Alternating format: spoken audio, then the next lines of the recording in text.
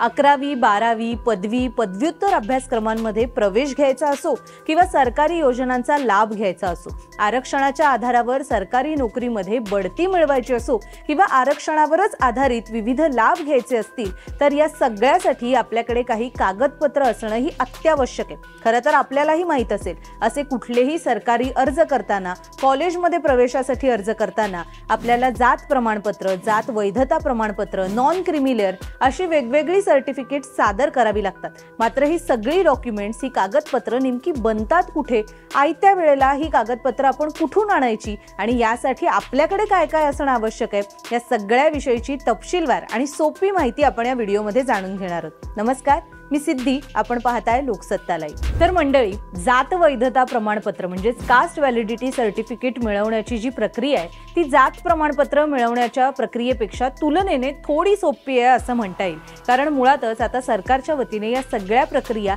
या ऑनलाईन स्वरूपात सुद्धा सुरू करण्यात आलेल्या आहेत। यासाठी डॉक्टर बाबासाहेब आंबेडकर संशोधन आणि प्रशिक्षण संस्थेच्या म्हणजेच बार्टीच्या ऑनलाईन वेबसाईटवरती जाऊन आपण अर्ज करू शकणार आहात। इथे प्रत्येक जातीच्या प्रवर्गासाठी वेगवेगळे नियम सुद्धा आहेत आणि याच वेबसाईटवर दिलेल्या माहितीनुसार तब्बल 1320 जातींना जात वैधता प्रमाणपत्रासाठी अर्ज करता येणार आहे। मात्र यासाठी नेमके नियम काय तेही आपण पाहूया। या वेबसाईटवर दिलेल्या माहितीनुसार आपल्याला जर जात वैधता प्रमाणपत्र हवं असेल आणि आपण ओबीसी आणि एससीबी या गटामध्ये येत असाल, तर आपल्याला 1967 पूर्वीचे पुरावे दाखल करणं गरजेचं असणार आहे।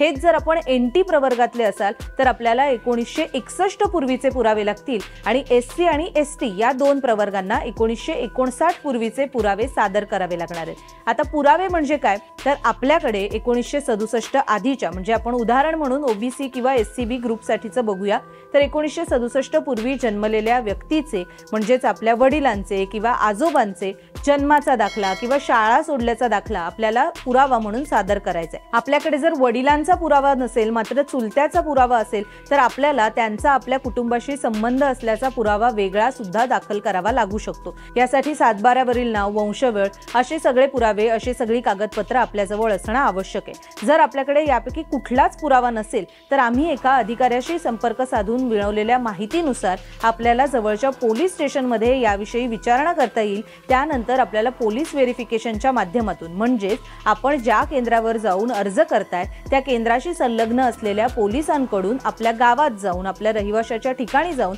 आपण त्याच जातीतील आहात का याचा तपास करण्यासाठीचं व्हेरिफिकेशन पार पडलं जाईल। सरपंचांचे, गावातील ग्रामस्थांचे जबाब नोंदवले जातील आणि त्या आधारे आपल्याला आपला अर्ज करता येणार आहे। हे सगळं झाल्यानंतर आपल्याला या व्यतिरिक्त कुठली कागदपत्र लागतील याची माहिती आपण ज्या प्रवर्गातून जात वैधता प्रमाणपत्रासाठी अर्ज करताय त्या संबंधित बार्टीच्या ऑनलाईन वेबसाईटवरती आपल्याला मिळू शकते। हे सगळं प्राप्त झाल्यानंतर आपण जेव्हा अर्ज करता तेव्हा आपल्याला हे जात वैधता प्रमाणपत्र नक्की मिळणार कधी असाही प्रश्न अनेकांच्या मनात असतो। तर ऑनलाईन अर्ज केला असल्यास त्यामध्ये कुठलीही त्रुट नसेल किंवा आक्षेप नसेल, तर संबंधित अर्जदाराला जात पडताळणी समितीकडून 15 ते 90 दिवसांमध्ये आपलं जात वैधता प्रमाणपत्र प्राप्त होऊ शकतं। मात्र समजा आपल्या अर्जामध्ये कुठलाही आक्षेप असेल तर मात्र आपल्याला 69 दिवसांचा म्हणजे साधारण 2 ते 3 महिन्यांचा जो कालावधी आहे त्यामध्ये पडताळणीला सामोरं जाऊ लागू शकतं।